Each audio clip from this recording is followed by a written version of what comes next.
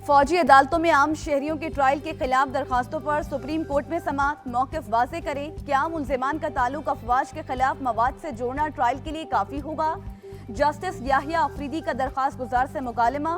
Chief justice ने कहा कि ट्रायल से अवामी हुकूक मुअत्तल होते हैं। शहरी ही अगर मुल्की मफाद के खिलाफ काम करें तो फिर क्या होगा?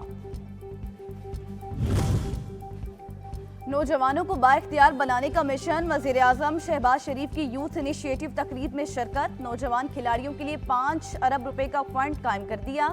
खिताब में कहा, फंड आटे में नमक के बराबर है, उसे मजीद बढ़ाएंगे। कौम ने इलेक्शन में मौका दिया तो मुआशी इनकलाब लाएंगे। गैर शफाफ मरदमशुमारी नामंजूर। जमात इस्लामी ने नताइज के इजरे में ताखीर को साजिश करार दे दिया।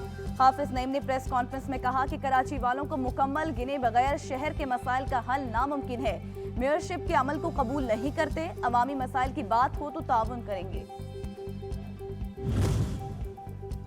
और जमात इस्लामी कभी सियासी और जमहूरी पार्टी नहीं रही। जयाले रहनुमा फैसल करीम कुंडी का जवाबी वार। कहा, बाशऊर नौजवान जमात इस्लामी के झांसे में नहीं आएंगे।